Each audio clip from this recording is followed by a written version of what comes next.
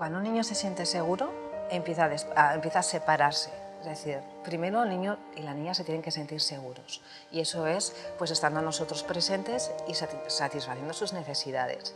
Cuando los niños empiezan a desplazarse, las niñas y los niños empiezan a desplazarse gateando o bien arrastrándose o empiezan con la marcha, si nos fijamos, muchas veces ellos empiezan a explorar su entorno más cercano y muchas veces lo que suelen hacer es volver a fijarse dónde está ama, dónde está Aita, ¿no?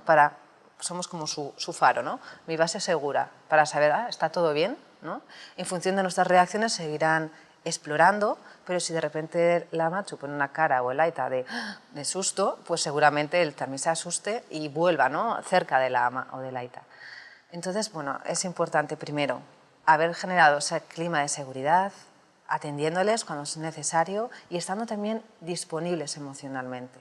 Es decir, no solo vamos a atender a las necesidades básicas de alimento o cuidado, sino también a sus necesidades emocionales, de cariño, afecto y de presencia. Cuando llegan a la escuela, muchas veces, claro, lo normal, lo más frecuente, no lo normal, porque normal es todo, lo más frecuente es que las niñas y los niños, cuando tienen que separarse de su ama o de su aita, o de la persona que les lleve, suelen ponerse a llorar. Es algo normal. ¿Por qué? Porque se están separando de esa persona que les da seguridad, ¿no? Y para poder explorar un entorno que es nuevo para ellos, con personas diferentes, evidentemente ellos necesitan sentirse seguros. Entonces es muy importante siempre despedirnos, ¿no? Cuando vamos a dejar a nuestra niña, a nuestro niño en la escuela, es importante explicarle que nos vamos a ir y que vamos a volver, ¿no? Y que está en un lugar seguro. Posiblemente la niña y el niño siga llorando, pero es mejor que hacer esto que no irnos sin habernos despedido, ¿no? A veces nos decían las amamas, no, tú vete ahora que no te ven. Bueno, no, es importante que nos podamos despedir para que sepa lo que va a ocurrir y que puede confiar en nosotros. Es como si vamos a una fiesta con una amiga, a una fiesta donde no conocemos a nadie, a un evento, y nos dice nuestra amiga que va a estar todo el rato con nosotros y de repente nos vamos a tomar un canapé y cuando nos damos la vuelta ya no está. Estás en un entorno, en una fiesta que no conoces a nadie, ¿no? ¿Cómo te sentirías, no? Tu amiga se ha ido sin avisarte, te deja aquí, no sabes muy bien, no conoces el entorno, nos va a generar miedo, inseguridad y desconfianza. Quizá la próxima vez que esta amiga te invite a hacer algo con ella, pues te lo puedas pensar, ¿no? Pues algo así pueden sentir los niños y las niñas, ¿no? Es importante que nos despidamos, que les avisemos qué va a ocurrir y que vamos a volver. Y también evitar que nos arranquen de los brazos, ¿no? Es mejor que avisemos, mira, te va a coger Andereño, ahora vas a ir con Andereño, ya te va a coger, vas a estar bien, Amachu vuelve pronto. Yo te voy a hacer una pregunta que me ha venido así como de... yo recuerdo cuando me incorporé al trabajo, después de la primera baja maternal, mi hija fue a la guardería durante, bueno, pues al 8º mes o al 9º. Fue en junio y julio y luego nos fuimos de vacaciones. Y en agosto no quería saber nada de mí. Era yo la que le llevaba a la guardería. Muchas veces, a veces le recogía, otras veces no. ¿Tiene que ver algo ese momento de separación?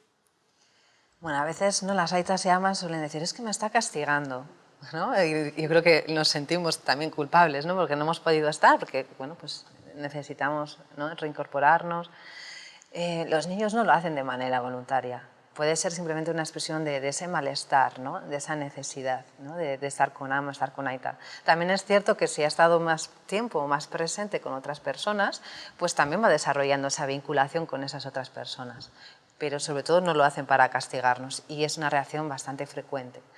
Supongo que notarías que a medida que va pasando el tiempo, o cuanto más tiempo pasabas con ella, otra vez esa relación se iba nutriendo, ¿no? Y otra vez, posiblemente te costaría otra vez en septiembre o en la vuelta de la guardería, pues separarte de ella, ¿no? O que ella se separase de ti. Pero lo más importante es que los niños no nos castigan. Pero es cierto que a muchos niños el periodo de escolarización, no solo el periodo de adaptación, sino luego la entrada a la escuela, le supone un esfuerzo tremendo. Bueno, en realidad, cuando les escolarizamos es una edad muy temprana, todavía los 2 años, que están en esa fase de apego, ¿no? Y no es una necesidad de los niños y las niñas acudir a la escuela, ¿no? Aquí voy a ser un poco defensora, ¿no? La necesidad es nuestra, pues por diferentes motivos y que está muy bien, ¿no? Entonces, que un niño o una niña no quiere ir a la escuela con esa edad, incluso con 4 años, pues es bastante normal, ¿no? Ellos se quedarían en casa con ama y con aita jugando porque es donde les apetece estar. Entonces, que no lloren, pues a veces hay niños que simplemente no lloran porque han aceptado y dicen, bueno, pues con resignación, ¿no? Pues esto es lo que hay, ¿no? Tengo que ir a la escuela, por mucho que llore, que proteste, a Machu me sigue trayendo. Y hay otros pues, que siguen manifestando. Que un niño pueda expresar y decirnos, a Machu, no quiero ir a la escuela, y que pueda llorar es algo muy positivo. Nosotros podemos acompañar y es importante que acompañemos esa emoción y que permitamos, ¿no? Y no quitemos importancia, ¿no? Recoger es cierto, entiendo, cariño, que, pues, que a ti no te apetece, que prefieres quedarte con ama en casa, pero ya sabes que a Machu y ahorita tenemos que ir a trabajar. Ya verás, ¿no? E intentamos también, pues bueno, describirle el entorno escolar como un lugar agradable, sobre todo si es así, ¿no? Normalmente. Entonces, bueno, ambas reacciones son naturales y es importante que puedan expresar, ¿no? Y no tampoco de algún modo censurar, ¿no? Ni enfadarnos porque nos lo dicen. Creo que es importante empatizar, eso es el vínculo también, ¿no? El poder tener un buen apego también implica el estar disponibles emocionalmente, que ellos puedan expresarse y que podamos empatizar con lo que ellos sienten y reconocer su necesidad.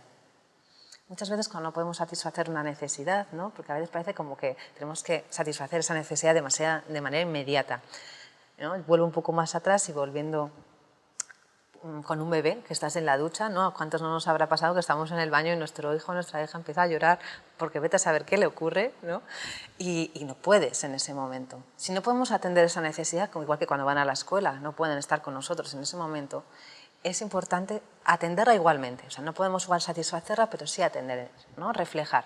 Entiendo, cariño, que tú quieres estar en casa o con nuestro bebé, pues espera que a Machu ahora mismo no te puedo dar de comer, pero en cuanto termine te doy, ¿no?